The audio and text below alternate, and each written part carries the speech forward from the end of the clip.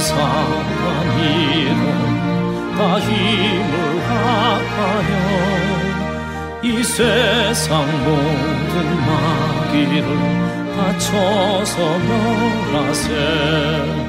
저 앞에 오는 적군을 다 싸워 이겨라. 주 예수 믿는 힘으로 온 세상 이기네. 믿음이 이기네. 믿음이 이기네. 주 예수를 믿음이 온 세상 이기네. 온 인류 마귀 계율로 큰 죄에 빠지니 진리로 띠를 띠고서 늘 기도 드리세. 참 믿고 의지하면서 겁없이 나갈 때 주 예수 믿는 힘으로 온 세상 이기네. 믿음이 이기네. 믿음이 이기네. 주 예수를 믿음이 온 세상 이기네. 끝까지 이긴 자에게 흰 옷을 입히고 또 영생 복을 주시니 참 기쁜 일일세. 이 어두운 세상 지나서 저 천성 가도록 주 예수 믿는 힘으로 온 세상 이기네. 믿음이 이기네. 믿음이 이기네. 주 예수를 믿음이 온 세상 이기네.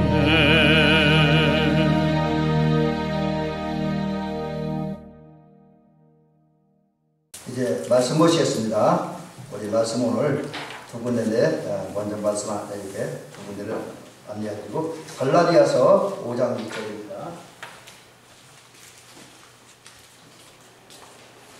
먼저 갈라디아서 5장 6절 봉독을 해드리겠습니다. 그리스도 예수 안에서 할례나 무할례나 효력이 없으되 사랑으로서 역사하는 믿음뿐이니라. 아멘. 그 다음에 두 번째 성경은 로마서 13장 14절입니다. 로마서 13장 14절 봉독을 합니다. 오직 주 예수 그리스도를 옷 입고 정력을 위하여 육신의 일을 도모하지 말라. 아멘.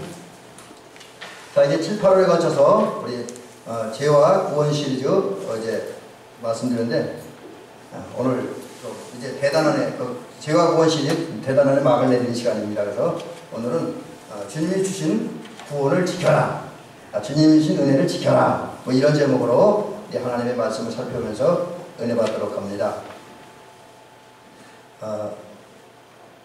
우리 아마 이창규 집사님이나 이런 음악 좋아하는 분들은 아시는 분이 지금은 목사님이 되신 분인데, 근데 좀 헷갈리는 건 목사님이 되신 지금은 가끔가 텔레비 나와서 대중가요를 부르시더라고요. 누군지 아시겠습니까? 이 정도면 가수이면서 지금 목사님이신 윤향기 목사님 있습니다. 이분이 목사님이 되기 전에 가수로 한참 활동할 때 제가 자료를 찾다 보니까 수십 년 전에 나온 노래더라고요, 이 노래가. 근데 이분이 불렀던 노래 중에 나는 행복합니다라는 노래가 있어요. 근데 저는 그 노래 솔직히 모릅니다. 근데 이렇게 가사를 보다 보니까 오늘 설교하고 연관이 되는 걸 좀 소개를 해드립니다. 이 노래 첫 부분이 나는 행복합니다. 나는 행복합니다. 정말 정말 행복합니다. 이렇게 노래하고 있어요. 근데 여기 보면 지금 짧은 문장인데 행복이라는 말을 굉장히 많이 등장하죠. 불과 몇 문장 안 되는데 여기에 행복이라는 단어가 3번이나 등장합니다. 그리고 그 행복을 강조하기 위해서 정말이라는 건데 정말도 한 번 하는 게 아니라 두 번씩이나 강조해요. 이건 무슨 의미냐면 그만큼 행복하다는 거죠. 여러분 세상 노래 부르는 사람도 이렇게 행복하다는데 여러분 어떠신지요? 행복하십니까? 아멘. 성도들은 행복해야 될 줄로 믿습니다. 행복을 누려야 돼요. 실제로 우리는 행복한 사람입니다. 왜 행복한 사람이냐? 두 가지 면에서 말씀드립니다. 우리는 부자입니다. 그럼 여러분 어떤 분들 그렇게 얘기해요. 나 경제적으로 안 부자인데 돈도 별로 없고 뭐 여러 가지 경제적인 어려움이 많은데 그런 얘기 하는 분도 있을 거예요. 더구나 저 같은 사람은 더 하겠죠? 그런데도 우리 부자예요. 저는 부자입니다. 여러분도 부자입니다. 믿으시기 바랍니다. 우리 부자예요. 그리고 우리는 행복합니다. 그 누구보다 행복한 사람들이에요. 왜 그러냐? 세 가지 이유 때문에. 하나님이 주신 선물 세 가지 때문에 그런 거예요. 그게 뭐냐면 지금 우리가 이 말씀의 주제인 구원 시리즈와 연결되어 건데, 하나는 우리가 구원받았기 때문에 우리는 부자이고 구원받았기 때문에 행복한 사람입니다. 그 다음에 우리가 구원받고 나니까 우리가 변한 신분이 뭐냐? 우리 하나님의 자녀예요. 하나님의 아들이고 하나님의 딸입니다. 그래서 부자예요. 그 다음에 또 하나는 지금도 누리고 있고 장차 우리 영원히 누리게 될 하나님 나라의 백성입니다. 하나님 나라가 우리 것이에요. 그래서 우리는 부자입니다. 그래서 저는 가끔가다 그런 얘기를 합니다. 이제 어떤 분들이 경제적인 가지고 투덜거리고 힘들다 그래. 그럼 야, 당신 안에 하나님 나라만 있으면 당신 부자야. 당신이 정말 구원받고 하나님의 자녀가 된 걸 느끼고 하나님 나라가 백성이 된 걸 느끼고 실제로 하나님의 뜻을 순종한다고 한다면 그냥 당신 부자야. 여러분 하나님 나라만 있으면 우리 안에 하나님 나라만 있으면 우리 부자입니다. 근데 중요한 건 이 부자의 모습을 지키시기 바랍니다. 여러분 저와 여러분들이 살면서 가장 큰 비극이 뭐겠습니까? 만약에 그런 일을 당해서도 안 되겠지만 만약에 그런 일을 당한다면 우리 가장 불행과 아픔이 되는 게 뭐겠어요? 가장 슬픈 일이 뭐겠습니까? 가진 걸 잃는 거 아닙니까? 적어도 내가 가진 것을 잃는다는 것, 그건 불행한 거예요. 비극입니다. 특별히 여러분 저와 여러분이 하나님 나라를 잃는다고 한다면, 하나님이 구원을 뭔가 뺏겨서 잃어버린다고 한다면, 하나님의 자녀의 대열에서 이제 추방된다고 한다면 이건 우리의 가장 불행한 일입니다. 있도 없는 게 더 불행한 일이에요. 제가 과거에 그런 경험을 했습니다. 요즘은 제가 오토바이 안 타지만 전두사 시절에 우리 친척 중에 하나가 오토바이 중고를 하나 줘서 오토바이를 타고 다닌 적이 있습니다. 근데 얼마 타다 보니까 이 오토바이 고장이 났어요. 그래서 이제 그 수리점에 가서 고치려고 견적을 띄워보니까 엄청나게 가격이 많이 나오더라고요. 그러면서 그분이 이건 차라리 중고를 파는 게 낫다고, 중고를 팔아도 5만원 내지 10만원밖에 못 받는 당시 가격에, 근데 이제 고치면 20~30만원 든다 그러더라고요. 그래서 에이씨 안 고쳐 팔아버렸습니다. 팔고 나니까 그렇게 불편한 거죠. 어디 나갈 때 주고하러 갈 때도 요즘 뭐 제가 컴퓨터가 있으니까 집에서 주고를 하지만 옛날에는 그렇지 못하고 이제 타자 쳐갖고 그 다음에 이제 옆에 복사집이나 아니면 우리 키워준 목사님은 우리 아버지가 섬기는 목사님은 우들교회 가서 목사님 주보 복사하러 왔어요. 그럼 이제 그 교회 사실 주보할 때 돈을 받고 하는데 저희는 가면 시골 조그만 교회 갔다 그냥 해요. 이제 주보 하고 오고 또 우리 애들 데리고 나갈 때 오토바이가 있으면 참 편했는데 타던 오토바이가 없을 때 그렇게 불편하고 그렇게 아쉬울 수가 없어요. 그걸 통해서 절실하게 느꼈던 게 뭐든지 있던 게 없어지면 참으로 아쉽다.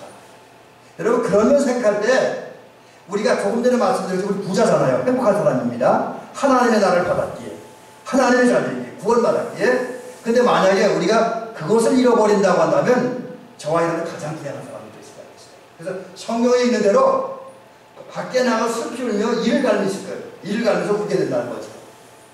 통 안에 눈물을 흘리게 되어집니다. 여러분 하나님이 주신 선물을 잃는다고 하는 것 가장 불행한 일이고 가장 아픈 일입니다. 비극입니다. 비극. 그래서 조금 전에 말씀드렸듯이 슬피 울며 통관이 있게 된다는 거죠.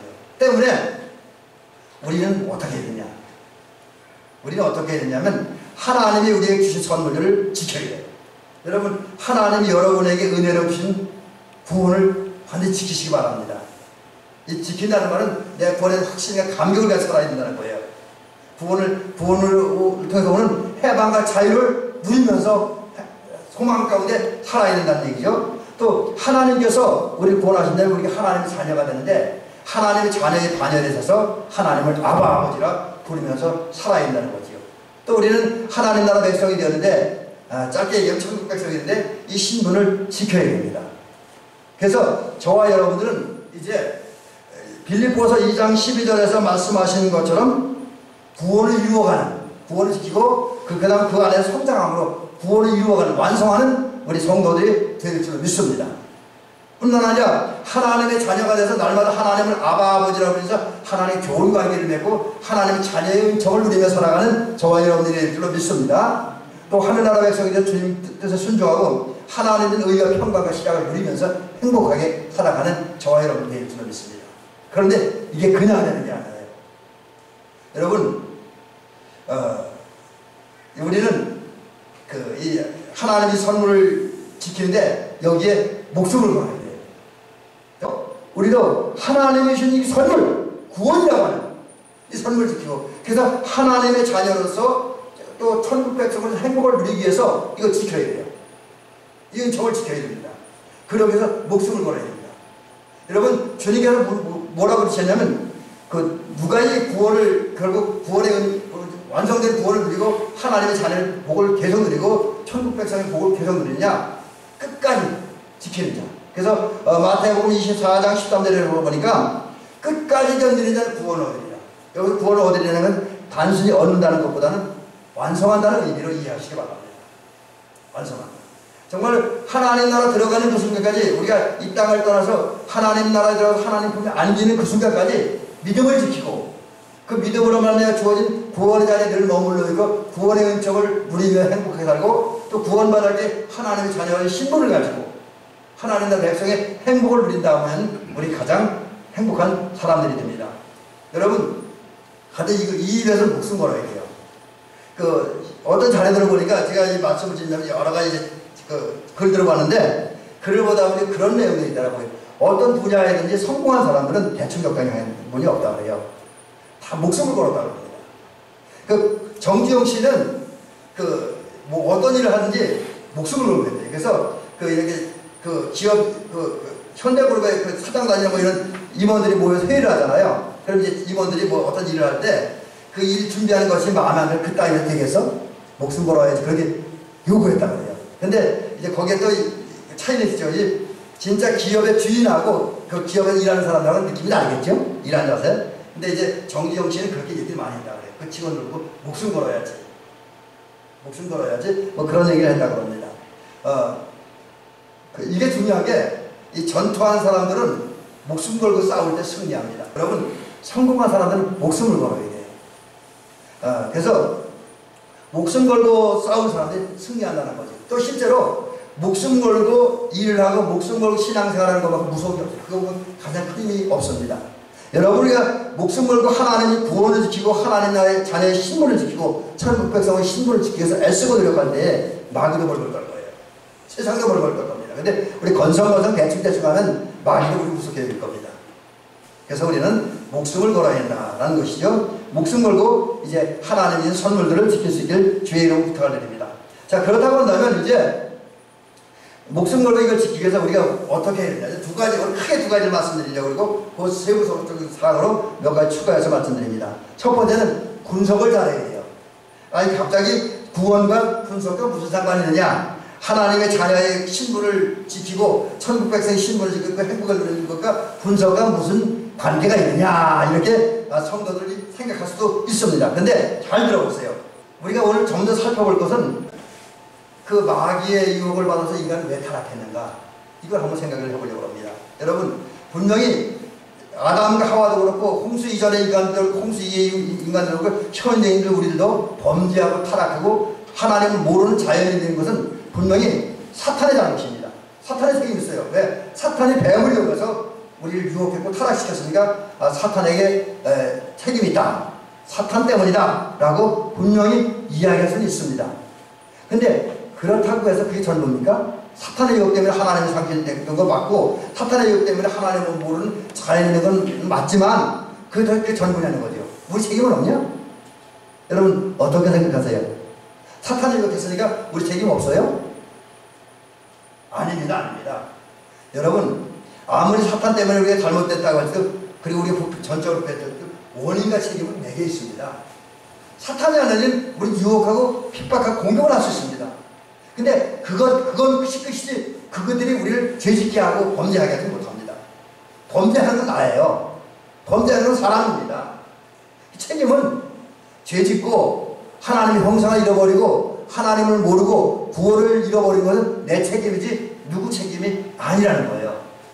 여러분 실수할 때 누구의 탓하는 건 내 책임이다라고 여기시기 바랍니다. 내 책임이 내 책임.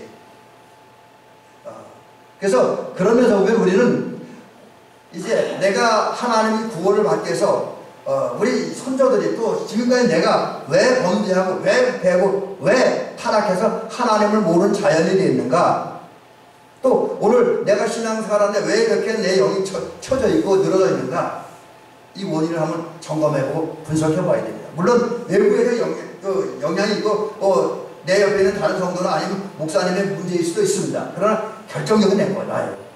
여러분 제가 목회하면서 느끼는 거는 여러분을 탓하고 싶지 않아요. 왜냐하면 그래서 저는 늘 저만 놓고 회개를 합니다. 여러분을 위해서는 축복기도 하지만 저는 교회가 어려움 당할 잘못된 저는 제가 회개합니다. 제가 잘못했다고. 그건 납니다. 자, 그렇다고 한다면 인간이 사단의 유혹에 넘어가서 범죄하고 타락한 원인이 무언가, 이걸 이제 다시 창세기 3장을 근거로 말씀을 드립니다. 첫째는 하나님의 말씀을 의심했기 때문입니다.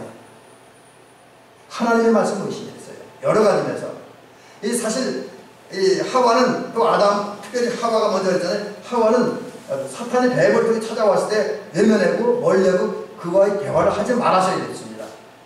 근데 사탄과 대화를 하고 사탄의 말을 들어보다 보니까 하나님의 말씀을 의심하는 거예요. 동산 중앙에 있는 나무의 실과를 따먹으면 정령 죽으리라. 죽는다는 그 말이 의심이 간 거예요. 그래서 사탄과 대화하다가 이 하와는 하나님의 말씀을 진리라는 사실, 진실, 사실이라는 것을 의심했습니다. 여러분 우리가 사탄과 세상과 대화하다가 하나님의 말씀을 의심할 때 유혹이 시작되고 그때부터 죄는 시작되는 거예요. 그래서 우리를 하나님의 말씀을 의심하게 하는 그런 사람들하고는 그 순간에 얘기하지 않는 게 저거 피하는 게 좋다라는 것이죠. 그 다음 두 번째는 감사하지 않았기 때문이다. 여러분 우리가 이제 창세기를 쭉 이렇게 1장 2장을 읽어보고 3장까지 읽어보면 하나님께서 인간을 창조하신 다음에 인간에게 얼마나 많은 것을 주셨어요. 인간이 살아가는 필요가 다 있었잖아요. 그죠? 그런 하나님의 은혜로 인간들은 하나님한테 엄청나게 큰 은혜와 사랑과 복을 받았습니다. 여유있게 넉넉하게 살아갈 수 있도록 그 복을 받았어요. 근데 인간은 욕심이 있습니다. 더 차지하고 싶고 더 채우고 싶고 더 부자가 되고 싶은 이런 욕망, 흔히 말하는 욕심 때문에 감사하지 않아요. 사실 여러분 아무리 많이 채워줘도 인간의 욕심은 채워지지 않잖아요. 그러니까 그 하나님 주신 걸 만족해야 되는데 그러지 못하다 보니까 감사하지 않고, 감사하지 않은 마음이 결국 그들을 죄로 이끌어가고 부패로 이끌어간다고 하는 거죠. 세 번째 원인은 뭐냐면 교만 때문이다. 여러분 하와는 사탄하고 이야기를 하다 보니까 뭐가 생기냐면 자신도 하나님과 같아지려고 하는 욕망이 생겼어요. 하나님과 같아지려고 하는 욕망. 그래서 그 후에 얘기지만 하나님과 같아지려고 하는 욕망을 가진 인간들이 바벨탑을 쌓았잖아요. 물론 하와는 아직 그 정도까지는 아니지만 적어도 사탄의 말을 듣고 선악을 알게 하는 나무의 실과를 먹으면 네가 하나님과 같이 된다는 말을 듣고 이 선악과 나무 열매를 먹고 하나님 같이 되고 싶었습니다. 그게 교만이죠.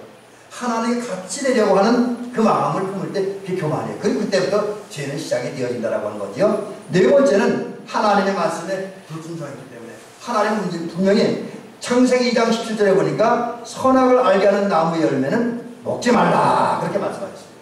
선악을 알게 하는 나무의 열매는 먹지 말라 그러는데 하와는 조금 전에 말씀드린 그런 사탄의 말을 듣고 먼저 하와가 따먹었어요. 지만 따먹지. 왜 남편에게 갖다 줍니까? 그래서 자기도 범죄하고 남편도 범죄했어요. 이게 하나님의 말씀 불순종한 거죠.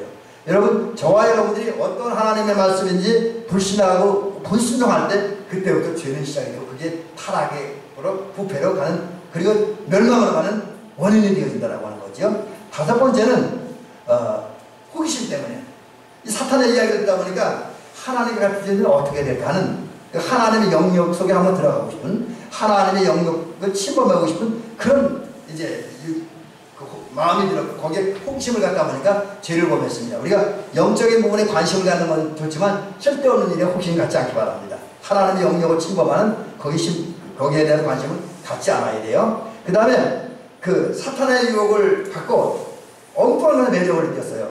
여러분, 이 하와가 사탄의 말을 듣고 동산 중앙에는 선악을 알게 하는 나무의 열매를 보니까 어떤 느낌이 들었습니까? 그걸 먹으면 자기 지혜가 많아지고 지식이 깊어지고 그 다음에 눈이 열려지고 감각이 새로워서 하나님같이 될 것 같았어요. 하나님같이 될 것. 하나님같이 되고 자기가 완전한 인간이 될 것 같아요. 이게 얼마나 매력적인 겁니까? 사람이 하나님같이 된다, 완전해진다. 이거 매력적인 것 아닙니까? 적어도 도덕적이고 고상한 삶을 살기 원하는 사람들, 흔히 이상 속에 빠져 살아가는 사람들이 이게 가장 큰 매력적인 거예요. 가장 큰 매력입니다. 여기에 매력을, 그러니까 하나님 같이 되고자 하는 그게 교만이기도 하지만 그게 그의 매력으로 다가올 때 이제 결국 범죄를 하게 되었다라고 하는 거죠. 그 다음에 선악을 알게 하는 나무의 열매를 보았기 때문에 되는 거죠. 보지 말아야겠다, 보았다. 이제 사탄의 유혹을 받다 보니까 하와가 사탄의 경각심을 잃어버리고 이제 그에는 탐욕으로, 하나님과 같이 되고자 탐욕으로 가득 차게 되고, 그런 눈으로 선악과 나무를 바라보니까 이제 결국은 범죄를 하게 됐다라고 하는 거죠. 자, 그 다음에 이제 이런 사탄의 유혹을 받아서 이제 넘어가서 범죄를 했습니다. 그 결과가 뭐냐? 여러분, 이게 참 그런 거예요. 그 아담과 하와가 하나님의 명령에 불순종하고 선악과를 따먹고 죄를 범했을 때 그 결과는 오래 가지 않았어요. 금방 나타났습니다. 바로 나타났어요. 그 바로 나타난 게 뭐냐면 세 가지인데, 하나는 환상에서 깨어났습니다. 이 선악과 나무 열매를 따먹기 전에는 그것만 먹으면 하나님같이 될 것이라는 환상적인 산 단계에 들어갈 것이라는 그런 생각을 했는데, 그러나 선악과 나무 열매를 따먹고 나니까 그 내가 가졌던 환상이 허구였다. 아무것도 아니었다. 오히려 하나님의 말씀에 불순종한 자기의 모습만 드러나는 거죠. 자기 잘못만 드러나는 거예요. 환상은 완전히 깨지고 현실적으로 잘못하고 실패한 탐존한 자기 모습만 발견하게 됐다는 거예요. 이게 죄입니다. 죄가 그런 거예요. 그 다음에 벌거벗은 사실이 발견되었습니다. 환상은커녕 이제 오히려 다 부끄럽고 수치스러운 자기의 모습만이 드러났습니다. 여러분, 사실 사람이 죄를 짓고 나면 얼마나 부끄럽고 얼마나 더럽습니까? 양심이 있는 인간이라면, 하나님이 주신 선한 양심이 있는 인간이라면 죄 짓고 나면 부끄럽죠. 그 모습이 적나라하게 드러났습니다. 그 다음에 이제 네 가지가 되나요? 사탄의 유혹에 넘어간 결과가 뭐냐면 결국 부끄러움이 발견되니까 그 부끄러움을 감추기 위해서 옷을 입었습니다. 그게 뭐냐면 창세기 3장에 보니까 아담과 하와는 자기들이 선악과 나무 열매를 따먹고 범죄한 후에 벌거벗은 줄 알고 부끄러워서 무화과 나무 잎으로 치마를 만들어 입었다고 했어요. 자기들이 부끄러움을 가려주기 위해서 입었는데 결과는 가려지지 못해요. 여러분, 무화과 나무 잎으로 만들었을 볼거 안 볼거 다 보일 것 아닙니까? 또 얼마나 불편했겠습니까? 또 이 옷은 오래 가지를 못했다라고 하는 거죠. 자, 이런 것들이 이제 사람들이 타락한 원인이 됐고 또 그 결과였어요. 이런 사실을 기억하면서 우리 매 순간마다 내가 행여나 하나님의 말씀을 순종하지 못했고 신앙적이지 못했고 좀 잘못된 길로 간 것이 발견되어진 왜 그랬는가. 그래서 내가 범죄하고 타락하고 부패하게 만드는 원인을 찾아내고 그것을 완벽하게 잘라내는, 끊어버리는 저와 여러분들이 될 줄로 믿습니다. 자, 이제 그러면 이제 오늘 마지막 부분으로 이런 부분을 말씀드립니다. 이제 우리가 주님이 주신 구원을 유지하고 하나님의 자녀의 신분, 천국백성의 신분을 지키려면 무엇을 해야 됩니까? 두 가지만 오늘 말씀드립니다. 두 가지 말씀드리는데, 첫째, 여러분, 우리 예수 그리스도를 믿어야 될 줄은 믿어야 됩니다. 이거밖에 없습니다. 믿음밖에. 여러분 이미 우리가 앞부분에서 얘기하고 성경이 증언하는 것처럼 모든 사람은 죄를 범했고 그 결과 태어날 때 다 죄악 가운데 태어났습니다. 때문에 이런 인간들이 하나님의 은혜를 받고 구원과 하나님 나라와 하나님의 자녀됨의 선물을 받으려면 성령의 도우심을 통해서 하나님의 은혜로 거듭나야 됩니다. 새롭게 태어나야 돼요. 근데 하나님은 우리의 그런 은혜를 주셨습니다. 우리를 찾아와 주셔서 예수 그리스도가 십자가에 나를 죽으시게 하고 그 십자가의 죽음을 통해서 우리 죄를 씻어주셨어요. 하나님과 우리가 만날 수 있는 길을 열어주셨습니다.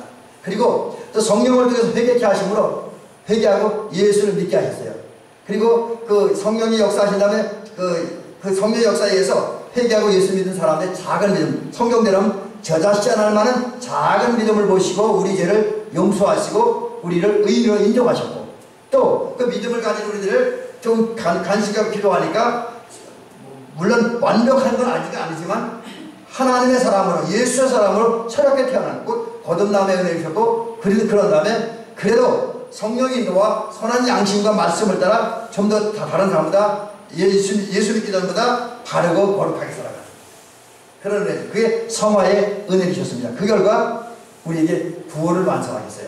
그래서 우리는 과거에는 죄에 대하여 죽었습니다. 그러나 십자가에 달려 죽으시고 우리 죄를 용서하시고 거듭나게 하신 하나님의 은혜로 말미암아 예수 그리스도의 사역으로 말미암아 이제 우리는 살아났습니다. 예수님이 죄 가운데서 우리 다시 살리셨고 의인이 되게 하셨습니다. 그리고 특별히 예수님은 십자가에 달려 죽으시면서 우리 구원하신 다음에 그 십자가의 죽음을 통해 나타나는 그 사랑을 통해서 성령을 보내셨어요. 도에 성령을 보내시고 그 성령을 통해서 우리 은사를 주므로 예수를 믿게 하셨습니다. 그러므로 우리는 이런 주님의 은혜에 감사하면서 또 이런 주님의 역사에 감사하면서 이제 우리를 죽으시고 우리를 죄에서 살리신 그리고 구원하시고 의인이 되게 하시고 하나님 나라 백성이 되게 하신 예수 그리스도를 믿어야 됩니다. 여러분 예수를 믿으시기 바랍니다. 예수님이신 구원을 믿어야 됩니다. 근데 여러분 이제 예수를 믿어야 구원 받습니다. 이거 아니면 안 돼요. 오늘 성경에 보니까 할례자도 무할례자도 아니다. 다른 말은 이건 구원은 할례를 받았다고 받는 것도 아니고 할례를 못 받았다고 못 받는 것도 아니고 또 할례를 안 받았다고 구원받는 게 아니라는 거예요. 할례는 구원과 아무런 관계가 없다. 또 여기에 더 중요한 게 있는데 이건 뭐냐면 어떤 의식을 해가지고 어떤 제도를 통해서 구원받는 건 아니라는 거죠. 여러분 어떤 의식, 어떤 제도, 어떤 종교를 가지고 구원받는 게 아니에요. 구원은 오직 믿음으로 받는 거죠. 또 여기 이제 오늘 본문에 보니까 할례와 무할례라는 말씀은 어떤 의미냐면 할례 받은 사람은 유대인을 말하는 거예요. 또 무할례라는 할례 받지 못한 사람은 이방인을 말하는 거예요. 그럼 할례자도 무할례자도 아무것도 아니라는 건 무슨 얘기냐? 유대인이기 때문에 구원받는 건 아니고 이방인이기 때문에 구원받는 건 아니라는 거죠. 오직 뭘로? 오늘 성경은 분명히 이야기합니다. 갈라디아서 5장 6절은 우리의 분명히 얘기하는데 우리의 구원받는 길은 바로 이겁니다. 구원을 받고 유지하는 길은 그리스도에 대해서는 할례나 무할례나 효력이 없어요. 이건 조금 전에 드린 말씀이고 사랑으로 역사하는 믿음뿐입니다. 제가 요새 사랑으로 역사하는 믿음뿐이라는 얘기를 자주 하죠. 사실 저 이 사랑으로 역사하는 믿음 별로 관심 안 가졌습니다. 불과 몇 년 전 만나요. 근데 이제 웨슬리 목사를 공부하면서 여기에 관심을 갖게 됐어요. 사랑으로 역사하는 믿음. 그렇습니다. 우리는 먼저 구원받으려면 그리고 그 구원을 유지하려면 사랑으로 역사하는 믿음을 가져야 됩니다. 다른 쉽게 얘기하면 우리 기본적으로 예수님을 믿어야 됩니다. 이 믿음이 어떻게 되는지 이건 또 다른 기회가 있으면 다시 한번 해야 될게요. 이건 4가지 과정이 있는데 그 다음에 예수님을 믿어야 되고 예수님을 사랑해야 됩니다. 근데 여러분 어떤 분들은 이걸 나누어요. 근데 여러분 쉬운 예로 어떤 분들은 믿는 것과 아는 것을 나누는 분들이 있잖아요. 그죠? 근데 그 나누는 건 잘못된 겁니다. 그건 이제 헬라 철학에서는 그렇게 말하는데 우리 성경이 전해진 시브리적인 사고방식에 의하면 유대인들은 또 시브리인들은 다 묵습니다. 그래서 안다는 말과 믿는다는 건 같은 거고 안다는 것과 사랑한다는 건 같은 의미를 가지고 있습니다. 왜? 안다는 것은 경험한다, 행한다는 의미를 가지고 있기 때문에 단순히 머리로 이해하는 게 아닙니다. 그래서 예수를 믿는다, 예수 사랑한다, 이것도 갈라지는 것이 하나가 되는 거예요.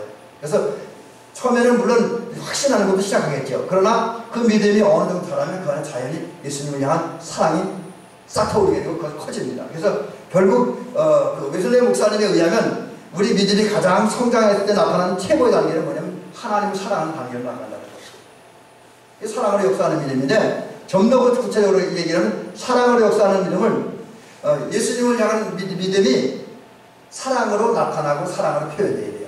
그러니까 여러분, 오늘 우리가 예배를 왜 드립니까? 예수님을 믿잖아요, 우리 주와 그리스도로. 근데 그리고 주와 그리스도를 믿고 그 주님을 사랑해요. 사랑하는 마음으로 믿음으로 하나님 앞에 나가요.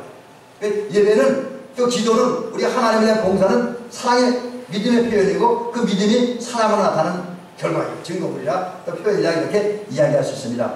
이런 믿음을 가지고 우리 있는 모습 그대로 주님께 나와야 구원을 받습니다. 여러분, 믿음은 또 특별히 하나 더 말씀드리면 사랑으로 역사하는 믿음은 후퇴하는 건 없습니다. 오직 전진.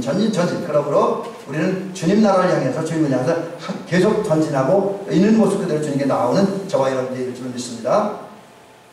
자, 그러면 이제 예수님께 나갈 때는 전적으로 따르기를 결단하고, 하나님 전적으로 순전하고, 그 다음에 온유와 겸손한 마음으로 주님께 나가야 됩니다. 언제까지? 주님을 닮을 때까지, 또 모든 영적 질병을 치료하여 구원을 경험할 때까지, 또 하나님 나라를 경험할 때까지 우리 끝까지 달려나가는 저와 여러분들이 줄 믿습니다. 좀 시간이 여기 부분이 길어졌는데 마지막 부분 하나만 말씀드립니다. 두 번째는 오늘 그 마지막 본문인 로마서의 13장 12절과 14절 말씀을 근거로 해서 이 말씀드립니다. 우리가 구원을 받고 유지하려면 예수 그리스도를 옷 입어야 됩니다. 그걸 하라고 주님 이렇게 말씀하고 있어요. 로마서 13장 12절은 빛의 갑옷을 입자. 빛의 갑옷을 입자. 그 다음에 로마서 13장 14절에서는 오직 주 예수를 옷 입고 그랬습니다. 여러분, 여기서 빛의 갑옷, 빛과 예수님은 다른 게 아닙니다. 단어상은 다르지만 의미상은 같아요. 그래서 빛은 예수님이고 예수님은 빛이에요. 자, 그 빛은 예수님입니다. 요한복음 8장 12절에서 예수님께서 분명히 말씀하시길 나는 세상의 빛이니, 또 다른 요한복음에는 나는 세상의 빛이니 라고 계속 여러 군데서 말씀을 하고 있습니다. 그래서 빛의 갑옷을 입으라고 하는 말은 예수를 옷 입으라는 말입니다. 그러므로 예수님으로 옷 입으시기 바랍니다.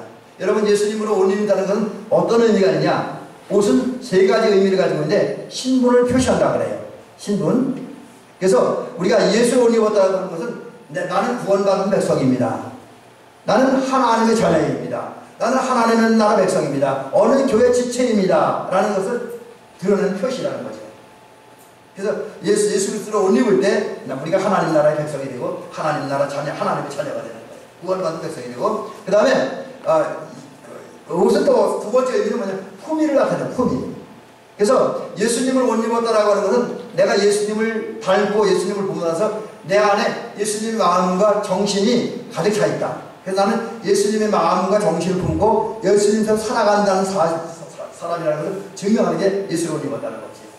그래서 여러분 정말 예수님처럼 살아간다면 우리 예수를 옷 입은 사람이 되어지는 거죠. 그 다음에 예수님은 그 옷은 보호의 수단입니다. 내 몸을 보호해 주는 거죠. 그래서 예수님을 옷 입었다 이 말은 예수님을 나의 보호자로 믿고 모시고 그분만을 의지하고 믿고 살겠다라는 믿음의 표현입니다. 그런 모습이 나타나는 거죠. 근데 예수님은 이런 의미를 가지고 예수라는 옷을 입혀주는데 구체적으로 예수님이 입혀진 옷은 두 가지입니다. 속죄의 옷을 입혀주셨습니다. 인간들은 죄를 범했고 죄 때문에 자기의 부끄러운 모습이 적나라하게 드러났어요. 그래서 그 재물을 그 부끄러움과 수치를 가리기 위해서 나름대로 이제 그 옷을 만들어 입는데 어떤 사람은 재물의 옷을, 어떤 사람은 명예의 옷을, 어떤 사람은 권세의 옷을, 어떤 사람은 향락의 옷, 기타 나름대로 여러 가지 옷을 만들어 입었는데 그것이 인간의 죄로 말미암은 수치와 부끄러움 결과를 가리워주지는 못했습니다. 때문에 예수님께서는 그 옷을 벗겨내시고 성령의 검을 통해서 잘라내시고 성령의 물로 태우시고 십자가에 올리셔서 그런 쓸데없는 옷 다 이제 벗겨내시고 거기에 죄사함의 옷, 칭의의 옷, 거듭남의 옷, 성화의 옷을 입혀주셨습니다. 다른 말로 구원의 옷을 입혀주셨죠. 그 결과 예수로 채워지면서 우리는 주님의 보호를 받으면서 이제 하나님 나라의 백성이 행복을 누리게 되죠. 두 번째는 온유와 겸손의 옷을 입혀주셨습니다. 그 주님을 닮음으로 주님처럼 믿음의 사람, 겸손의 사람, 사랑의 사람, 온유의 사람. 온유는 부드럽고 따뜻한 말이지만 또 다른 의미에서는 균형, 감각 이런 의미도 있습니다. 그런 옷을 입혀주셨죠. 자, 사랑하는 성도 여러분, 주님은 우리에게 구원과 하나님의 자녀와 하나님 나라 백성이 되는 큰 선물을 주셨습니다. 이 선물을 잘 지키는 저와 여러분들 되시기 바랍니다. 그러기 위해서 이제 여러분 정리하면 예수 그리스도를 특별히 믿으시기 바랍니다. 사랑을 역사하는 믿음을 가지고 주님을 늘 찾고 또 찾는 저와 여러분 되시기 바라고요. 마지막에는 예수 그리스도를 모시고 믿음으로 예수 그리스도를 못 입는 저와 여러분들이 되고 그 결과 예수 그리스도를 못 입혀서 채워졌기에 모든 외부의 공격을 이겨내고 우리 자신을 지킴으로써 우리 믿음을 지키고 그 믿음을 지킴으로 하나님이 주신 구원을 지키고 하나님의 자녀의 신분을 지키고 하나님 나라 백성의 신분을 지키고 행복하게 살아가는 저와 여러분 되시기를 주의 이름으로 축원합니다.